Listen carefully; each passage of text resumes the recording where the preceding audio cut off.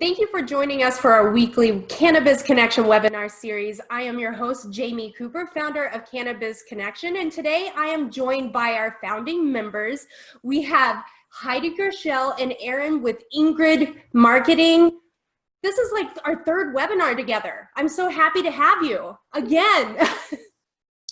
It's such a joy to share what we know with you and with all of the men and women who are, in our audience.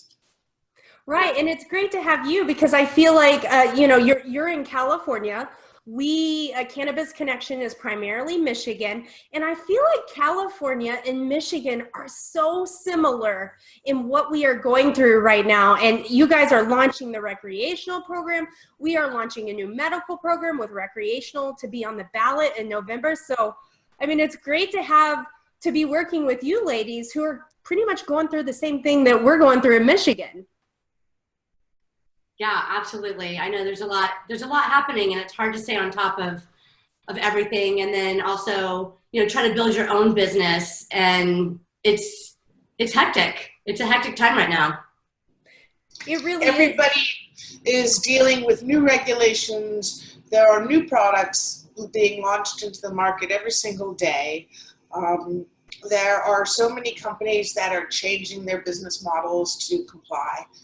It's very challenging for most entrepreneurs and even established companies who are trying to maintain their footprint. Yeah, absolutely. And today we are talking about how to launch your company or product. We could not be doing this. This is a great time to be talking about this subject. Here in Michigan, the state is about to start handing out licensing for medical. So there's going to be a lot of companies and products launching, and I can't wait to see it. And, like you said, and competition is starting to get pretty fierce. And so it's really, really important for you to really showcase your brand, your personality at the beginning when you're launching. Yep. Absolutely. Yeah. Well, tell us a little bit about Ingrid Marketing and yourselves and how you got involved in the industry. Cool. Well, I'll let Aaron start first. Yeah, absolutely. So I'm Erin Lumley, and I'm a partner with Ingrid Marketing, and have about 20 plus years of public relations experience. We've been doing cannabis PR now for about 3 years, coming up on 4. A very exciting time, and I'm just a big believer in the plant. It's really helped me in my personal life. I think that the benefits are huge, and people should know about it, and people should be educated about it.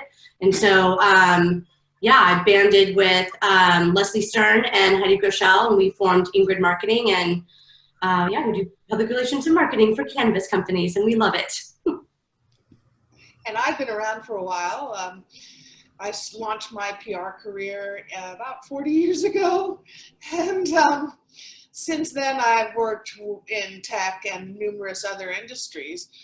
And then, as Aaron shared, we launched Ingrid Marketing a few years ago because we believe in emerging markets. We find them fascinating, and we also are champions of the cannabis plant and want to educate the public and want to educate the industry both on what is available, how to be professional, and how to run a business in this industry. So what do you do? I mean, here we're going to talk now a bit about how to launch, how to introduce a product, or how to introduce your company. And there are things you must make sure you take care of long before you reach out to any media person.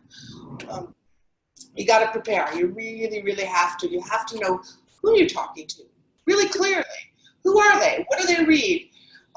You'll need press release. You'll need data about your company. You'll need a list of your targets of who you're going to reach out to and who is writing about the type of topics that you are either addressing or that you are interested in educating the public about. Excuse me. And you have to really define your strategy. So what that could be is, for instance, if you want to be known as the leading edible company in Michigan, what is your strategy to get there? Are you going to be reaching out to all of the business press there to introduce your well-funded startup? Are you going to be launching a new product where you want to make sure that all of the bloggers and all of the regional press know what your product is so that you have pull in a dispensary? You have to figure out which things will deliver what you want to accomplish. So first of all, let's talk about knowing your audience. You know, are you delivering a topical to a feminine crowd?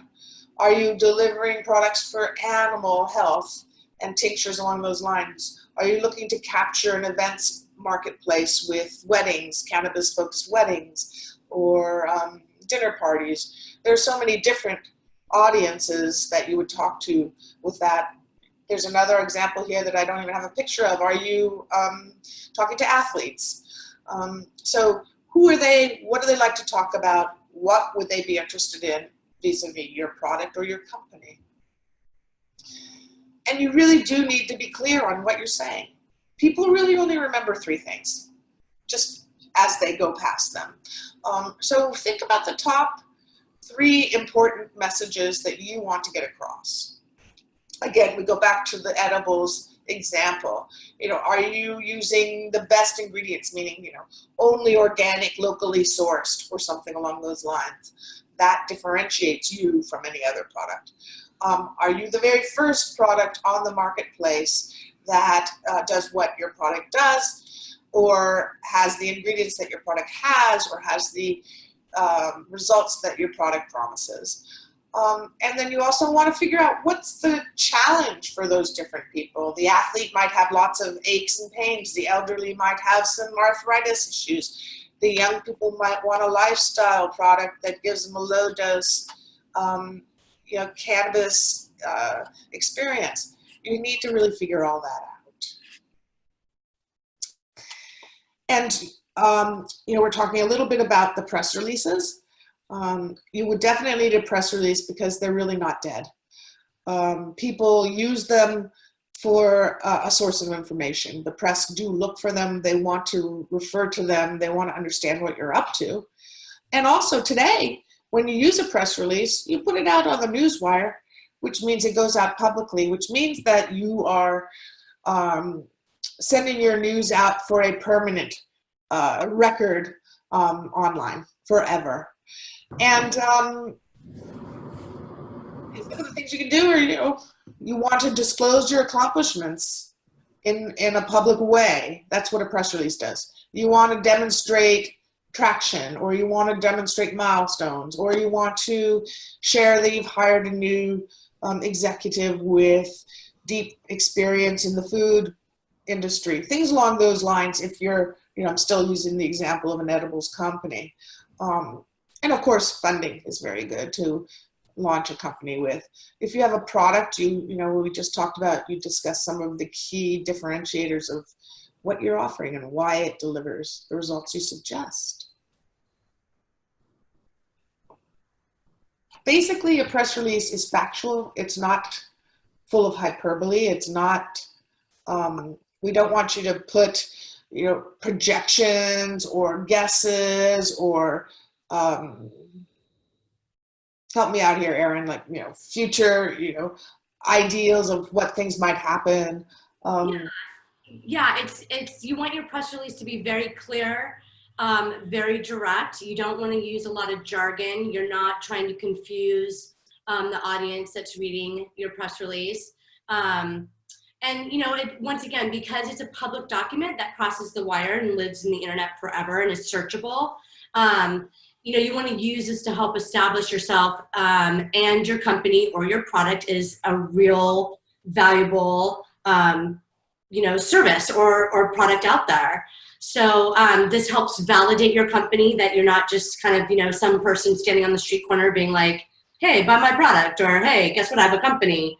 When you have those kind of public documents, same with the website, right? You want, solid information on your website, same thing with your press release. And that's going to help validate you in the industry and really lend you that credibility that you need, that you're a real product, a real service, and you're serious about it and you're here to do business. Like I said, with search, it helps boost visibility. You type in the example that we're using, the edibles company, the press release crosses the wire, it comes up. Somebody who's doing a search goes, okay, this is a real valuable product or service. And then it helps get the word out, right? So everybody's doing Google searches. You never know what they're looking for. And it's a great way to get in front of an audience that you may not be able to get in front of in other ways. Yes. One thing I do want to dig into with everyone is to think about what goes into a press release. They really are basically an advertisement, if you want to think of it that way, of look at my information. It's not something you pay for in a sense. It's really not like an advertisement where you pay for 6 insertions or whatever it is that you end up doing in a magazine. But you put this online and you want to clearly and succinctly say, here's why I'm valuable, as Erin shared earlier, here's what we're doing, and here's what you get. And basically, you need to stick with one topic. Don't go all over the place. Don't start talking about new hires in a launch press release. You need to be very clear and very succinct. If you can, keep your document to a 1-pager. Keep it under 500 words. There are a couple of reasons. Not only because the press want to digest things quickly, but also it costs less to put it on the release. Put the release on the newswire when it's under, actually it's under 400 words, and then you start paying each 100 words above that. We also feel very strongly that to validate what you're doing, you need to have third parties say something about you. So you have a venture capitalist who has given you $1 million. You want to make sure that there's a quote from that person in it if you're launching your company. Obviously, you can have a quote from your CEO, but that is very biased and seen as biased, but you do want to have a CEO presence there to show thought leadership. And then if you can have a customer, excuse me, talk about what they got, that is one of the best validating statements one can have in a press release. Yeah, I think, this links to, hey, it's not just me saying this, Excuse me. it's also other people saying this, right? And that lends credibility. So it's not just you being like, I'm the best, I have the best product, look at me. It's also, oh, here's my investor saying they invested in me because they believe in the product or service that I have. Here's a customer who's saying, hey, guess what? This is actually a really good product or service or company. So having those kind of third-party quotes lends credibility to your announcement. Exactly. By the way, I want to give you ladies some kudos because I sent someone your way, and I actually met with this individual just a few days ago. She's talking about how she started the conversation with you ladies, and she was like, I don't like it. I really don't like what, the direction this is going. And then she talked with you, and you guys helped her craft a different message, that was a little bit more, that made her feel so much more happier about moving forward with the PR. And Yes. So great job, and it just talks about, we can write these press releases ourselves, but having an expert do it and putting out the appropriate message is so important. And it's going to make it get out there in a much better way. Right, absolutely. You pay what you get for, right? So a lot of people are so inundated, and let's say it's even a new product or a new company, a new product. You're thinking about like ingredients, if it's an edibles company, ingredients, taste, pricing, packaging, distribution.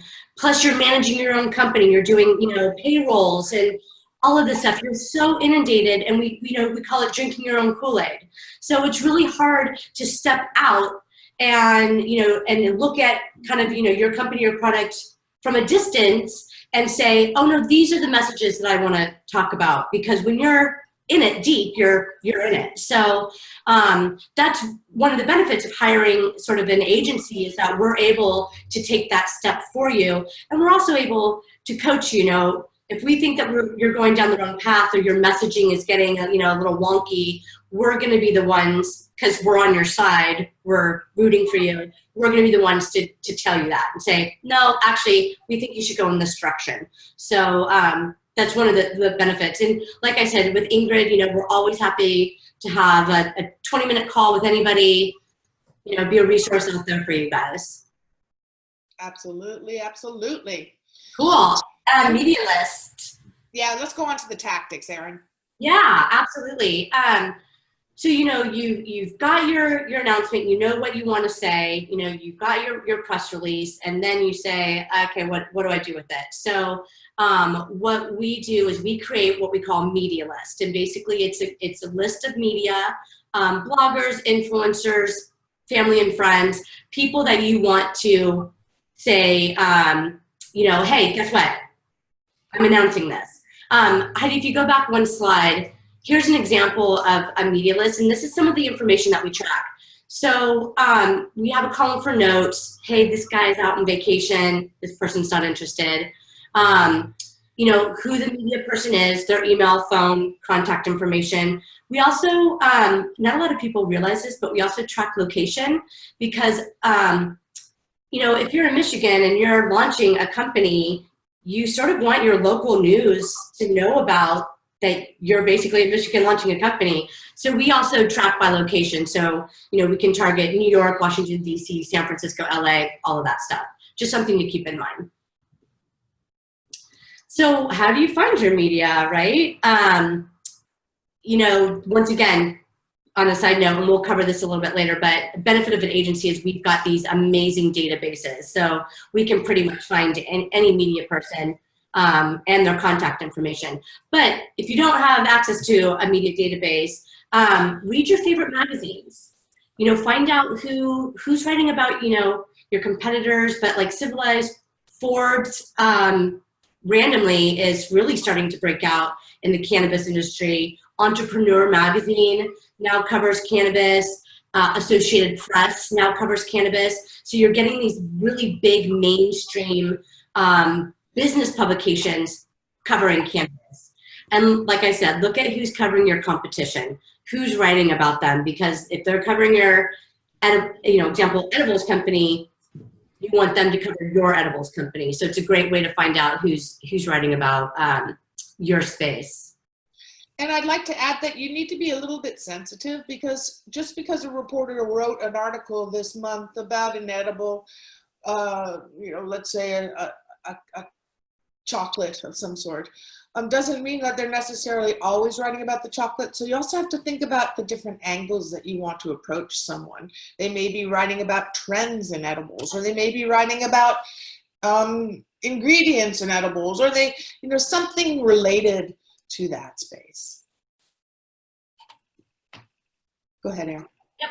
So like I said, we PR marketing people, we have access to big databases. Muck Rack is great. Muck Rack actually tracks social media.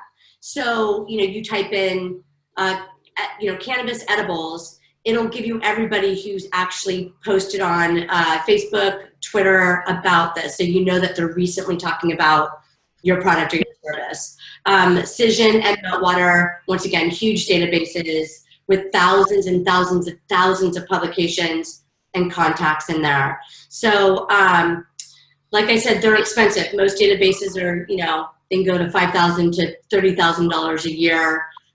We, as part of our job, we have access and we pay for this, which, also kind of comes into the cost of just general public relations. So, and we get a lot of requests like, hey, does anybody have this contact information? I can't find it anywhere. So once again, one of the benefits of signing up with a PR marketing agency. Yeah, and we also vet these lists, and we know people, so we know who to reach out to, but then we can go deep as these offer us opportunities to go deeper. Yep. And I wanted to talk about your local media really quick, and you had said something about that, because I just think it's so important to have a good relationship with your local media. You know, they're always looking for like story ideas for this industry. Yesterday, I had one of the TV stations contact me, and they just, you know, they use me as a source just to direct them to whoever they need. And, you know, you guys already have that relationship with some of these media. You know, they come to you and say, hey, I need a source for this topic, and boom, you know, working with you, it's an easy get. So I know, yeah, the power of local media, I think is untapped for a lot of people. You know, and we'll kind of get into like a little bit more media relations farther down this presentation, but a great thing to do is, even if you don't necessarily have an announcement, and you want to be sensitive of the media's time, right? Because they are super busy. But you can write a bio on yourself and a bio on your company and list out all your products and send it to local media and say, hey, FYI, if you're ever doing a story on, you know, packaging or edibles or a dispensary or the supply chain, please call me. I'd love to be a resource for you. And the reporters and the producers keep all of this data. They have special, you know, online envelopes that, or, you know, folders that they put resources in. So they do use this. Absolutely. So yeah, just wrapping up this slide, you can also find them on social media. A random tip, I do probably about 25% of my pitching through Facebook Messenger. Weird, I know. Yeah, and probably about 10% through Twitter. But yeah, the social media sort of, you know, being more and more integrated into everyday life, and media is also using that. Facebook is a really great way to track media. A lot of them post on Facebook like, hey, I'm looking for a VC person who can talk about Elon Musk or something like that. So it's a good place to track your media contacts. Especially for cannabis, especially. absolutely. Yeah. Well, let's talk a little bit about strategy. You know, when you're planning to make an announcement, you really need to figure out when you want to make that announcement, and you are in charge of that. So, meaning, you know, you don't have to announce your funding the day you fund, nor do you have to announce the, you know, your opening of the doors of your new dispensary the day you open the doors.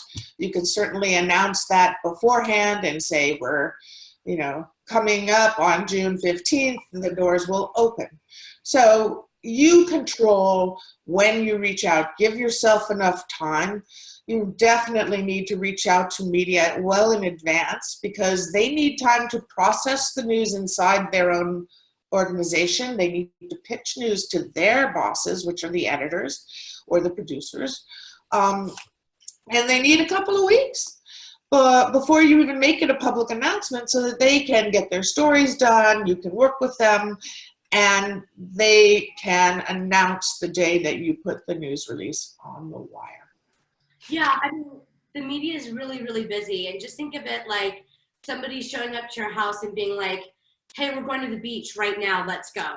And you're like, I don't know where my bathing suit is. I don't know where my flip-flops are. I can't find my bag. I have to feed the cat. I have to find a babysitter, right? So all of this, and that's what you do when you email the media saying, hey, my announcement crossed the wire this morning, or crossing the wire tomorrow morning. You're basically showing up on their doorstep and forcing them to scramble.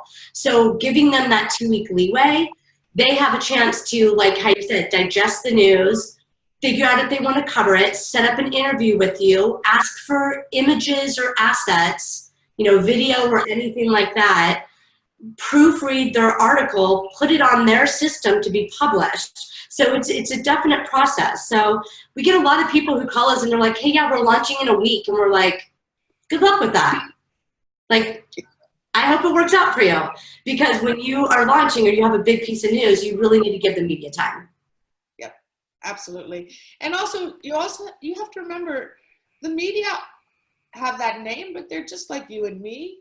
and you know, they have a workload and they have to accomplish certain goals and you know, KPIs and all those things. So you know, they're your partner in delivering rather than your vendor, and you need to be very supportive of what they need.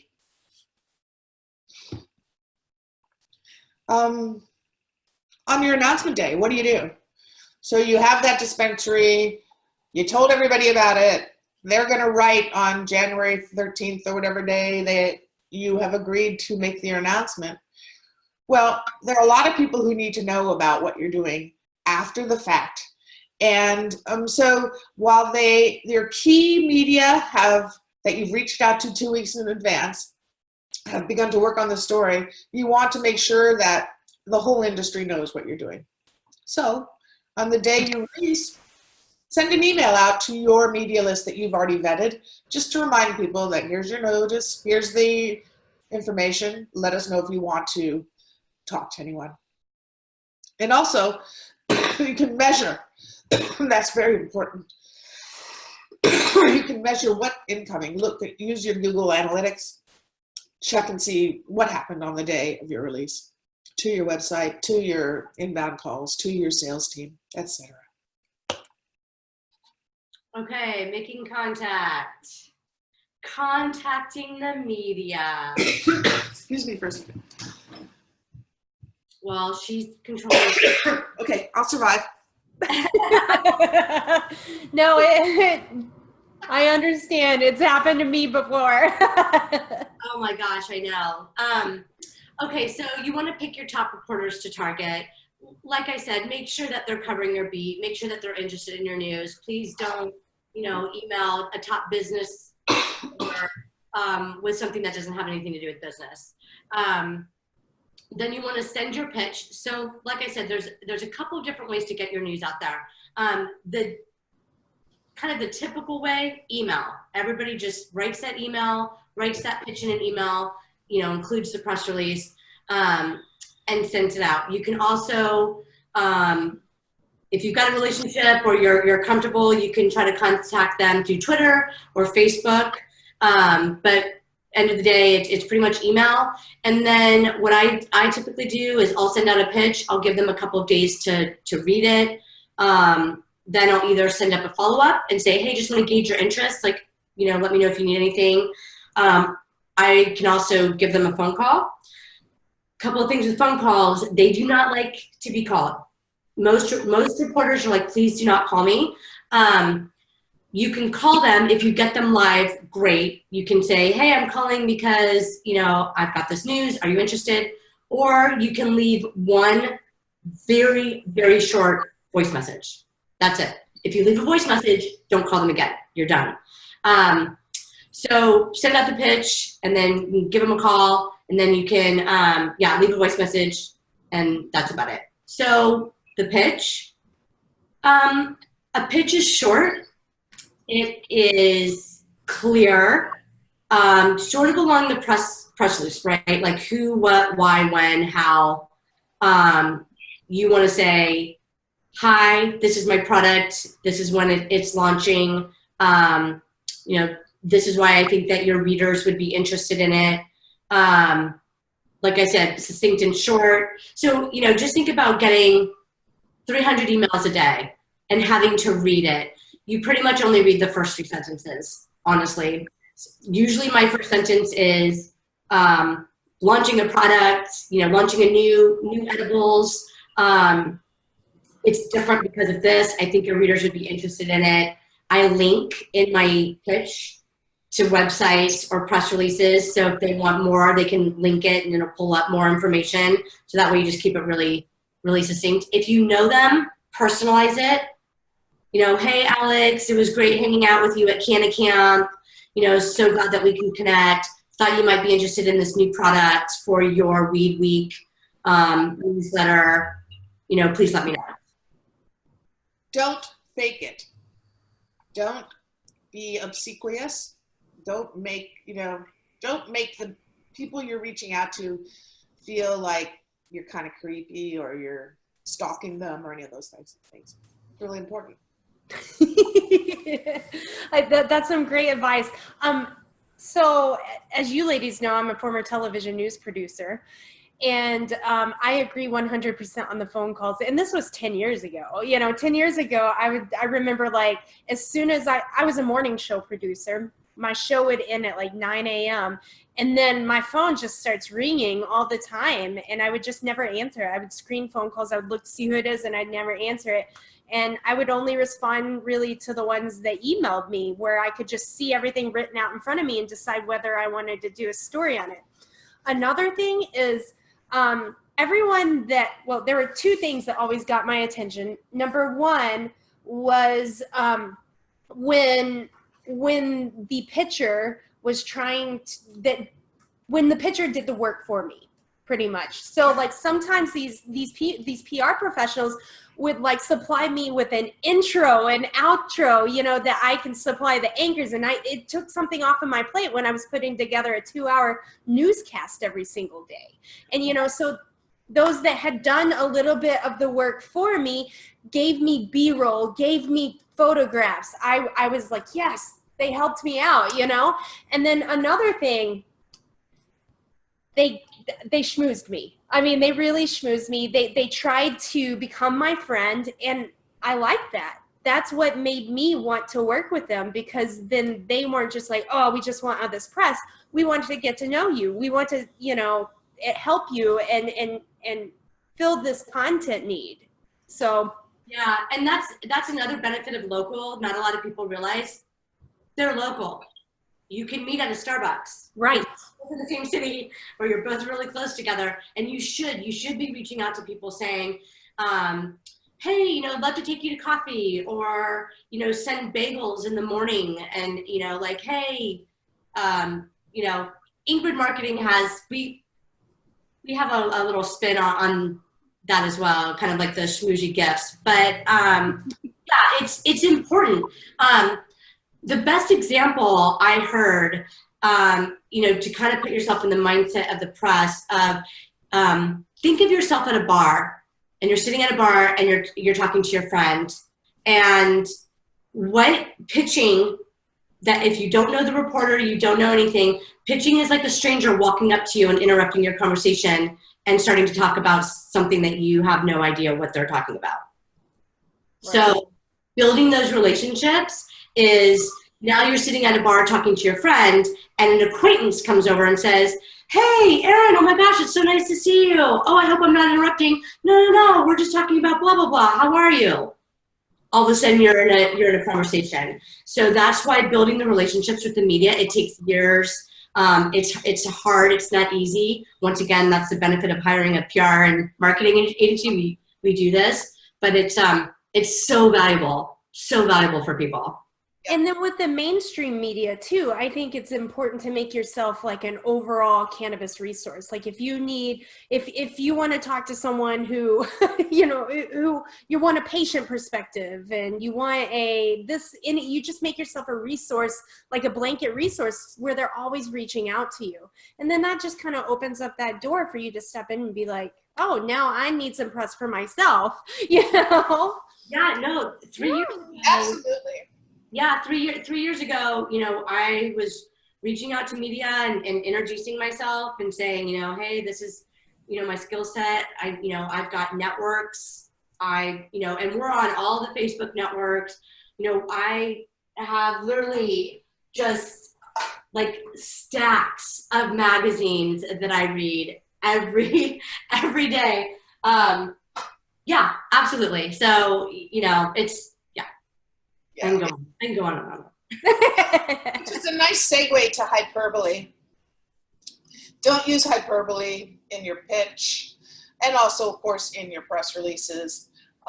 Where press releases are not to be used or to be looked at as something sensational. Bringing you back to remembering it's about the facts and what is real, and what you're building trust with your constituents and with the media. So if you're telling things that are not true or not vetted or not real, you'll find yourself in trouble and you'll lose respect down the road. Yeah. Again, we've talked about some of the do's and don'ts. some of the things to always remember. Keep your pitch short. As Erin shared earlier, don't bug them. Don't keep knocking on their doors. Just keep it succinct, quick. Information is here for you if you'd like it. And, don't keep bugging them. People in the media no longer respond and saying no thank you. They're so busy, as we said, that they don't have time for that. So, if there's no response, they're not interested. Yeah, and real quick, two other things that I want to share kind of under best practices for the media is track what they're writing. And a great way to start building that relationship is retweeting or reposting or sharing their articles. The media now are getting sort of graded on how popular, clickable, shareable their articles are. So a way to help them is to push out their articles through your own social network. And then they start seeing, your name and you're like, oh, and they're like, oh, wow, she just retweeted my article. That's really cool.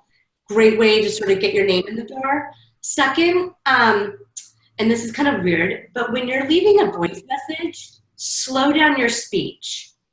Very important. So I know this is weird, but a lot of the times we get so excited. I know I'm a fast talker. So when we call and somebody says, hi, Business Insider, we go like, hi, my name's Erin Lumley. I'm with Ingrid Marketing, and I want to talk to you about blah, blah, blah. And they're like, whoa, whoa, whoa, what? So when you are even leaving a slow down your speech. Be respectful. We just listed here a few of the Newswire services you can research and use for your news when you make an announcement about your launch or about new products. And I know that this will be available somewhere. Jamie, right? People can come back and access this. Right, absolutely. Absolutely. We can either upload it to a website or we can email it to those that request it. So if you want this slideshow, just email me. It's jamie@cannabisconnection.com and I will send it your way. Wonderful. Thank you. No problem. Now, don't forget one of the more important things. After you've reached out to all these people, follow up with people. Erin shared with you these reporters and producers and mainstream media outlets receive 500 emails a day. Some even receive more. Think about if you're at the Wall Street Journal or New York Times or any of those kind of outlets. I'm just sort of looping and reiterating all the things we've said. They're busy. You need something succinct. You need something catchy. You need something that they will say, oh my gosh, I didn't know about this. Yeah. Yeah, and I think too, we really kind of wanted to give you like a high level, informative presentation about, how to launch your product or your service, but also keep in mind that there's different ways to launch. This was a straight launch. This was, I've got news, I have an announcement, and these are the steps that I'm going to take. But people also launch at trade shows. They also launch in partnership with other companies. So, if you guys have any questions out there, once again, Ingrid Marketing is always happy to have, a 20-minute phone call with you guys, see how we can help you guys in the future. Absolutely. And launching your product or launching your company should be fun. Especially if you dot your I's and cross your T's, you'll have good results. And treat people as if you would be treating your own mother or father or whomever you care about in respectful ways. Right. And I also definitely think that launch parties are really good, because then if you have a little like launch party, VIP launch party or something, whether you're doing a product or a service, but then invite the media to that to just attend. And, I think that really helps. And one of the services I offer is help launch parties. So events, I think really events for all kinds of businesses are very, very important. Yes. Yeah, it's a great way to reach out, shake that person's hand, do the face-to-face, make that connection. And another thing too is that, if you're going to be doing a party, I always download all of the information on a thumb drive and then give out thumb drives to the media. So they have all of the information right there. It's not a big folder. It's not paper. It's not cumbersome. They're not like, great, what do I want to do with this? They throw it in their bag and they're like, great. All of the images, the announcement, the bios, the quotes, all of that information. Yeah. But they're super fun. I'm so pro party. Very much so. Aren't we all? Absolutely, absolutely. Yeah. And one word to the wise: when you're in a large marketplace like we are in Silicon Valley, it's harder to get people to come to parties. When you're in a smaller marketplace, it's easier. It's just natural. But they're all very, very valuable and valid to do. And if you're in a large marketplace, you may want to have another kind of a draw beyond your product or your company. Maybe you want to have a celebrity endorser come and be there, which would be a draw for people to come and learn more about your company. Right. It's all up to your strategy. Yes. Lots and lots of strategy in order to be effective. So if anyone has any questions, there is Ingrid, Heidi, and Erin's email address. It's Let's Rock. I like that, by the way. Let's Rock at ingridmarketing.com. Shoot them an email. These ladies are awesome at what they do and happy to be working with you ladies. And if you have any questions right now, we have a couple more minutes before we get off here. So feel free to use the chat feature to submit a question or the Q&A button on your screen. I am going to share my screen really quick.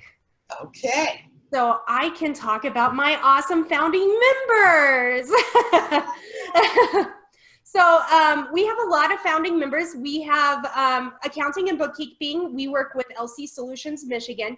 Karina is awesome. I've sent a lot of people her way, and she does great for taxes and accounting. She helps put together the attestations that are required as part of licensing. And then I work with Jenny with ICS Consulting, Jenny Germano, and she specializes in compliance. And so this is really important if you are a establishment that is operating and running right now, and you have all these compliancy things that you have to abide by. Jenny can come in and do a full audit and really help you in that.